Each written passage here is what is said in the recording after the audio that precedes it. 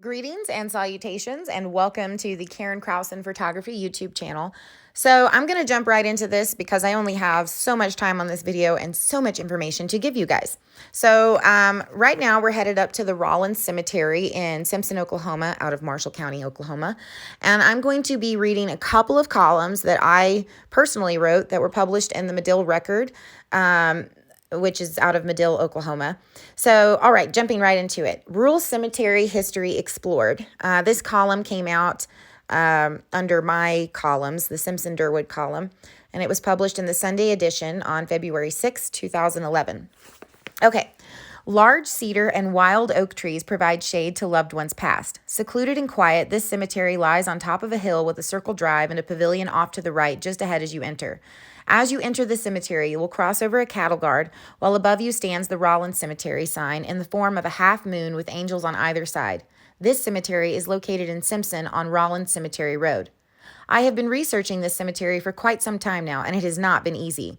There is little written or recorded on what is called Rollins Cemetery. This is what I do know. Before Rollins Cemetery became what it is known today, it was just a patch of land where the local people buried their loved ones. It was not yet an official cemetery. The oldest grave dates back to 1889, and at the turn of the 20th century, 14 souls had been buried. 9 out of those 14 were either babies or young children. The land was owned by Nicholas W. Welch, and it is my belief that he decided to sell the land for the purpose of being a cemetery. So on June 16, 1911, Mr. Welch sold the land for the sum of $65 to W.A. Harchin, W.M. Ward, and J.M. Collins. My great-great-grandfather, Richard Blunt Stowers, helped purchase the land after his oldest child, Charlie, was buried there in 1897, and his sister, Blanche Stowers Duggan, was also buried there in 1904. These 2 graves are in the oldest part of the cemetery. They are directly in front of the large cedar trees. That little section contains the first people buried in the cemetery, and it has expanded from there. My great-grandmother, Ida Stowers Krausen, remembered waiting for the postman as a young child to give him a $20 double gold eagle when he delivered the deed to the cemetery. She remembered this distinctly because she had never seen a gold coin before and was afraid she would lose it before the mailman arrived. This is similar to the old COD system where you could send a package to someone and they had to pay the postman for it before he would give it to you. COD stands for cash on delivery. Harchin, Ward, and Collins became the first trustees for the Rollins Cemetery. Nothing is known of Mr. Harchin or even of how many years he served as a trustee. He wasn't even buried in the cemetery. Mr. Collins, on the other hand, was a trustee for 12 years before he died on March 21, 1922. Just 5 years later, Mr. Ward died on September 29, 1926. He had been a trustee for 15 years. Both Mr. Collins and Mr. Ward are buried in the cemetery. I have found no other records showing the past trustees. My grandmother, Mabel Irwin, had been a trustee up until her death in 1998. Since her death, Marie Stowers is now the current trustee. My sources have told me that the coffins were hauled up to the cemetery in wagons all the way up until the 1930s. Before the 1950s, the concrete slab had not yet been put in at the low water crossing. Because of this, equipment sometimes would not be able to make it up to the cemetery, so graves then had to be hand-dug by individuals. Some of these individuals were my grandfather, Nelson Irwin, my great-grandfather, Rouster Benjamin Monroe Russell, and Buster Holt. I asked Watts Funeral Home if it was true that at times the coffin had to be carried by hand up to the cemetery if the hearse couldn't make it over the low water crossing. I was then told that, as far as they knew, they have always been able to cross it. There was only one time they couldn't cross it, and it was before the concrete slab was put in. Every Memorial Day, a wonderful Memorial Day picnic is held at the pavilion. Family and friends gather around to eat, visit, and to pay their respects to their loved ones. If you ever take a Sunday drive, you might see a deer grazing among the headstones and a beautiful sunset in the evenings. I have yet been able to find out why Rollins Cemetery was named Rollins Cemetery. There is no such grave with the name Rollins, but as the mystery of this old cemetery continues, I will continue to seek out its secrets. So really quickly, the next article or column came out Friday, April 15th, 2011, and it's titled Mystery of Cemetery Revealed.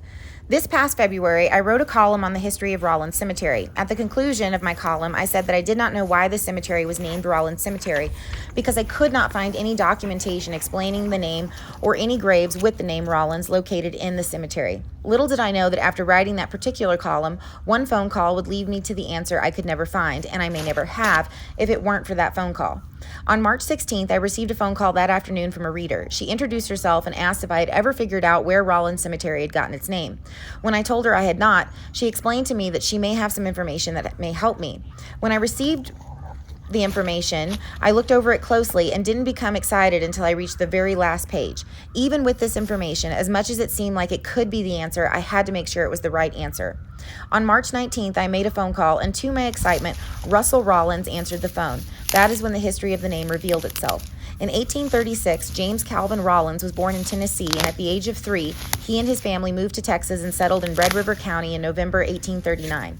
On October 14, 1861, James Calvin and his brother John Rollins rode their horses to Camp Reeves, Texas, to enlist in the Confederate Army. Both brothers were in the Company K of the 9th Texas Cavalry Regiment. Their unit fought in the battles of Elkhorn, Corinth, Murfreesboro, Nashville, Franklin, Iuka, Kennesaw Mountain, Marietta, Atlanta, and Jonesboro. John Rollins was killed in Atlanta, but James Rollins survived the bloody Civil War. In 1880, James moved his family to Jack County, Texas, but relocated once more to Indian Territory in 1889. James and his family relocated to a farm that, oddly enough, is the same farm I live on today. According to Mr. Rollins, the cemetery came about after James Calvin Rollins' oldest son, John Blufford Rollins, had passed away. The child died in the year 1890 and was buried in the cemetery with an unmarked grave. After that, many people began to use this piece of land as a place to bury their loved ones also. It soon became known as the Rollins Cemetery. In December 1899, James moved his family once more to Hollis, Oklahoma, where to this day the family farm still exists. James Rollins passed away on November 1st, 1920, and is buried in the Fairmont Cemetery in Hollis, Oklahoma. Thanks to one phone call from a reader and the help of Russell Rollins, the mystery of the name of the Rollins Cemetery can now be put to rest. I would love to hear from anyone who has any stories pertaining to Simpson and Durwood. I hope everyone has a wonderful week, and God bless. All right, thank you guys so much for watching. And thanks for listening to that really fast talking. It's just I only had so much time on the video to get those two articles out in with the video. Anyway, I will see you guys on the next adventure. And please subscribe if you're not already subscribed. And if you actually visited this cemetery, drop me a comment and share your memories. Just for anyone who may do research in the future and comes across this video. If you have anything to add, be sure to add it into the comment section below. Okay, bye guys.